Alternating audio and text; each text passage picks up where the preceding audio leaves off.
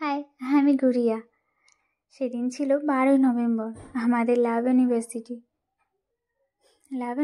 এখনও বিয়ে হয়নি। 10টা বছর দেখতে দেখতে তার সাথে কাটিয়ে দিলাম। 10 বছর পূর্ণ হলো, তাই সকালবেলায় ইচ্ছে হলো আগে রামপ্রসাদ ভিটে যাব, তারপরে যেই জায়গায় যাই প্রত্যেক বছর সেই জায়গায় যাব। একটা অন্য কারণেও রামপ্রসাদ ভিটে যাওয়া ছিল। তো যাই হোক, সকাল সকাল পুজো দিয়ে বাড়িতে বেরিয়ে পড়েছি। আসলে বৌদিও বলছিল 12টা অবধি পুজো হয়, তাতেই যাও গিয়ে, নয় মন্দির বন্ধ হয়ে যাবে। তো সেই চক্করে তাতেই রেডি সেডি হয়ে বেরিয়ে পড়েছি যেমন তেমনভাবে। তো কাকার থেকে ডালাটা নিয়ে মিষ্টির দোকানে গেলাম মিষ্টি নেব বলে। দুজনের জন্যই পুজো দেবো, একটা ডালা একটা মিষ্টি নিলাম।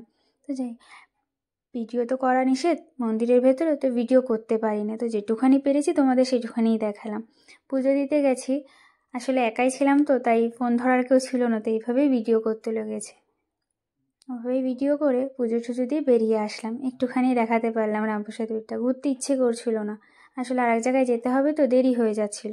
যাই হোক, গ্যারেজে সাইকেল রেখেছিলাম, সাইকেলটা টাকা দিয়ে নিয়ে বাড়ি চলে আসলাম। বাড়ি এসে যে পুজো দিয়ে গেছিলাম বললাম না, তো ওই দেখাচ্ছিলাম। তো যাই হোক, এবার আমিও একটু রেডি হয়ে নিই, যে জায়গায় যাবো। বৌদিকেও ফোন করে বলেছিলাম যে তাড়াতাড়ি রেডি হও, তুমিও চলো, কী করবা বাড়ি থেকে একা।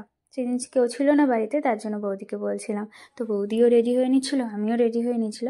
আর একটা কথা শুন, এই জামাটা পরেই আমি প্রত্যেক বছর ব্যান্ডেল চার্চে যাই। অন্য জামা পরলে কেন জানি না আমার লাগ খুব খারাপ যায়, আর নিজেও জানি না সেটা কেন।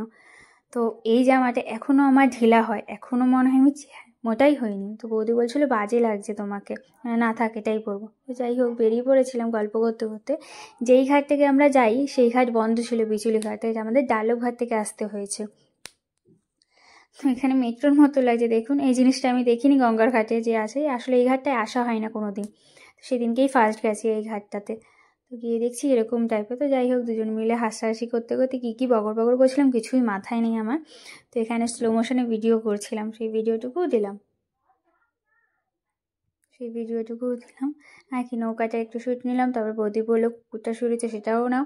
তো নৌকা না জাহাজ বলে আমি শিওর জানি না, এটাতে উঠে বললাম যে ফার্স্টে যাকে দেখলাম সে কিন্তু বৌদি ছিল, বইয়ের পেছনটা তুলেছিলাম। তো এই ডালুঘাট থেকে এই যেই ঘাটে নামলাম সেই ঘাটটার নামও বলে ডালুঘাট। আজব কি, আমি দেখে তো অবাক হয়ে গেছি যে এক ঘাটেই ফেরত আসলাম নাকি। বৌদি বললো না না, এটাও ডালুঘাটই নাম।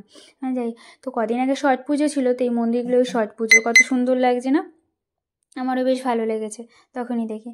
তো চলে আসলাম ব্যান্ডেল চার্চে। হ্যাঁ, এই জায়গাটাই আমি প্রত্যেক বছর 12 তারিখে আসি। এখানেও ভিডিও করা যায় না, তবু যেটুখানি পেরেছি সেটুখানি ভিডিও করেছি।